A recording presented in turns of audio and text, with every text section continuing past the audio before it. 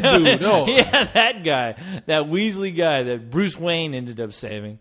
Yeah, hearing people say, "Hey, The Dark Knight is not that great." I mean, come on, really? It's just a stupid summer movie. I mean, hearing that almost made me want to puke. But, Well, man, look, I'm not hey, surprised. those people have their own problems. I don't have time to deal with them. I'm not. See, I don't even come from the point of a comic book fan, Right. Because No, normally yeah, I you would say can't. that there's a whole lot of comic book movies where I've said, well, all of them, I've said, hey, look, no, they're not worthy. But Right. The Dark Knight is a movie. I love that movie not because it's Batman. I don't. I look at that movie and I said, this is somebody who not only took source material which somebody else would have taken for granted and made a flimsy film, Right. or just a regular popcorn flick. And somebody has made those films. Yeah. It was called Batman and Robin. Yeah, Batman and Robin. And Batman Forever. Exactly. But this is a guy who took it and made it something that was not only something that could be taken seriously, but Right.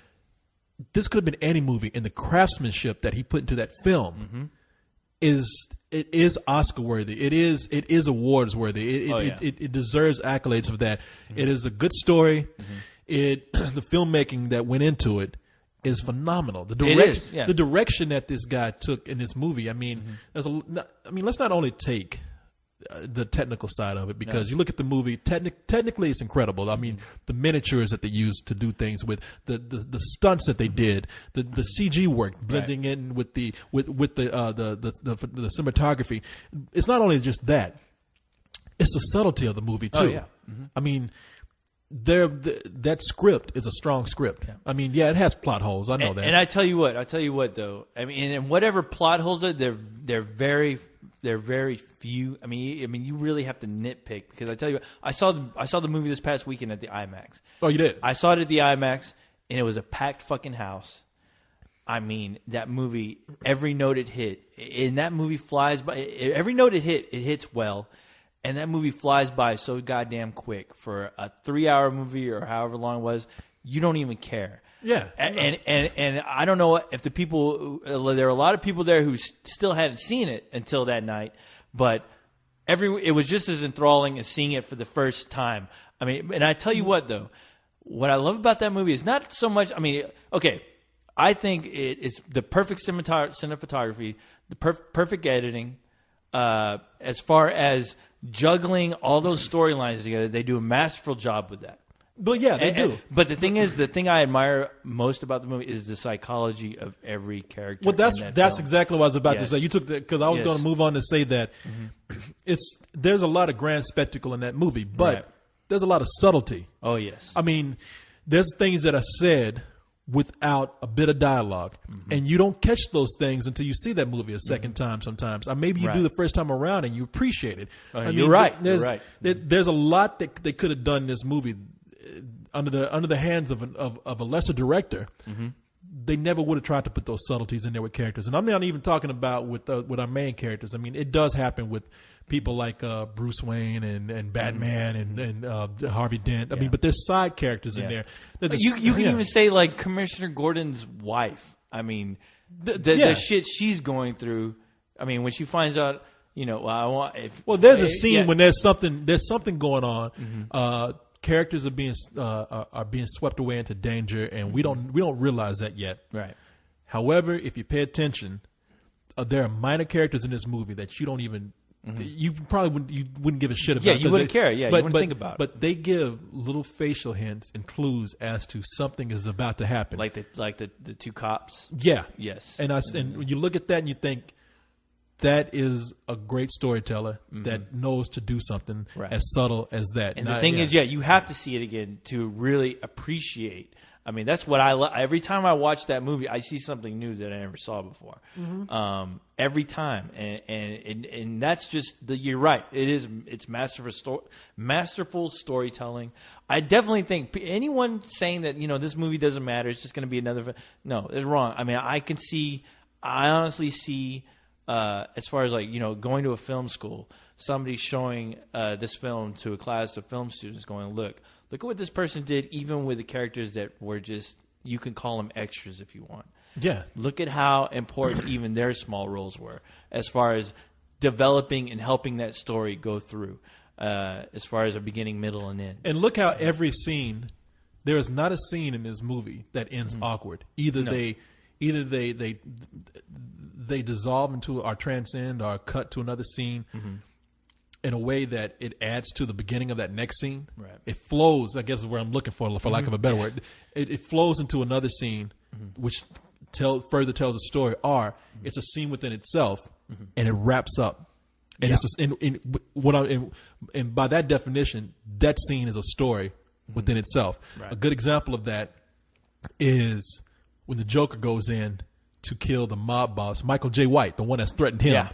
And he goes in, he tells a story, you get a sense of what he's about, you get a sense of how ruthless he is, and that scene ends. And they just told a story to you right there within 3 minutes. That could have been a Joker short film. Exactly. That's what I'm saying. Yes. That could have been a short, that's a very short story told within a grander story. Right. So, look, if what I'm telling you right here doesn't convince you already, then you don't know. You don't fucking know movies. Yeah, you don't. Exactly. Yeah. You know? It's like you are somebody who's resistant just because you've been trained to say it's a comic book character.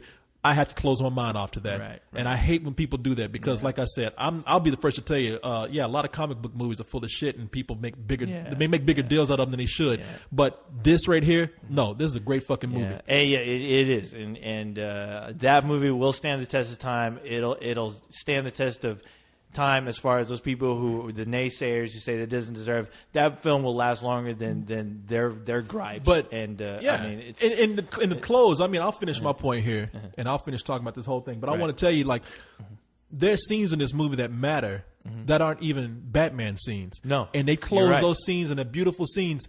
That scene where Batman decides to give up and he says, "I'm going to stop being Batman," and he's talking to Alfred, played by Michael Caine. There's not anything, there's not a bit of spectacle in that scene. There's nothing great going on. What is great, though, visually, there's nothing except maybe good cinematography. Right. But what is great is that piece of dialogue between those two characters. And the scene ends with them walking away in a far shot, and they end with a great line, which is Batman or Bruce Wayne or whatever, telling Alfred, he's like, he's like, I'm going to tell everybody this was your idea. Yeah, this is your idea. And it kind of fades out. And it's not just a fade. The lights are cutting off into place. And it technically and dialogue-wise, it's a great scene. No, it is, yeah. If you don't fucking hear what I'm telling you right now, you do not deserve to look at movies, okay? Amen, Corey. Amen. Shit, to that, you might as well just take fucking 2 chopsticks and poke your eyes out. Exactly. Because you don't know what the fuck you were doing. Exactly. It's a funny thing. I've heard 2 people say this. It's like 2 gripes as far as that movie is concerned. Is I was shocked. It's like, the one thing I didn't get is why in the hell did Joker burn all that money? That made no sense to me. Why? Oh my God. That was the dumbest thing in the movie. That made no sense. Hearing that and hearing, of course, the ending. I don't get it. Why does Batman? Why does he just take off and he says he killed those people and how's that a good ending? God damn! And you're just like, obviously you just don't know people and how the world works. I was about to just stop and explain this. Look, if you're one of those dumb people asking this question, one, the Joker, he's insane. His whole idea is to go out and just cause trouble. Exactly. He doesn't care about money. And he says it in the goddamn movie, which doesn't make any sense. It's not about the money. It's about sending a message. And his message is to prove how fucked up humanity is because for some reason, he's messed up. And he wants to prove to the world that people are just as screwed up and crazy as he is if you put them under the right circumstances. And he doesn't, and to prove it, he says, and the rest of you idiots are bound by money. I'm not. Exactly. I could care. That's his way less. of saying, I'm better than you are. I am. That does mean, it means nothing to me. I have no weakness. And unlike you. And you know something? The Joker is a character in this movie. The Joker is a character that had me thinking. Because they don't give you everything about that guy. They give you enough to understand what his intentions are, which is again chaos. But what I was thinking was, now here's a character who he has a lot of conflicting actions in this movie, which make you wonder, in its interpretation, what is going on with this guy? Because there's some scenes where he it seems like he wants to die. Oh yeah. Oh, especially at the end. Yeah, when he's in the middle of the street and he says he wants Batman to run over him in his bike, and he doesn't do it because he stands his ground and he says, "Hit me." Yeah. And then there's that scene in the hospital where Harvey Dent puts the gun up to. He has Harvey Dent put the gun up to his head. And he says, let's now we're talking. Let's see what happens. Let's put it all out there. Now it could be either one of two things. Is this character someone who really just is that crazy that he just loves to put things up to chance, that he's willing to sacrifice his life for it? Does he believe in chance and chaos that much? Or is he someone who is seriously depressed, seriously deranged to the point of suicide, but he cannot take his own life, so therefore he goes out, takes his unhappiness out in the world, and wants to put himself in circumstances. Maybe he wants to cause enough chaos out there to bring the world against him, so the world will kill him. Right. I mean, this sounds crazy what I'm saying, but he's. What the thing is, he presents himself as being completely fearless. As far as he's ready, I mean, yeah. All right, that's the thing. Is he fearless? He almost becomes almost like a god. He could care nothing. There may be something in the back of him. Like, if something happens to me, that's great. But you know what? There's something big.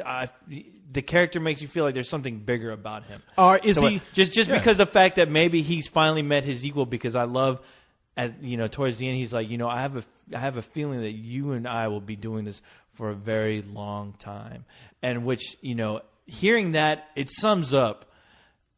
That almost could be a prelude to every comic book about Batman ever written. Yeah, and they summed it up right there. This is an ongoing thing. This is between two guys that cannot ever die. I mean, you can bring it to that level, but it makes you think. We can have this conversation for hours, and that's what I love about that movie. You can have a thesis about that character. Yeah, we can have a thesis about the Joker, Batman, and even fucking Harvey Dent. As tragic as he is, I mean, honestly, I think there was a lot of people who were pissed off about that Dark Knight wasn't nominated. Had a little bit of Harvey Dent in him as far as comedy and going, fuck the Oscars. I was one of those guys. I'm definitely one of those guys where, you're just like, you feel like, you have something that means a lot to you and somebody shits on it. You're going to go out of your way to prove them wrong, even by getting upset and going nuts and almost crossing that line. Okay, I didn't go that far. As far as at least for me, as far as I'm ready to punch out somebody who tells me Batman isn't that fucking great of a movie. I'm ready to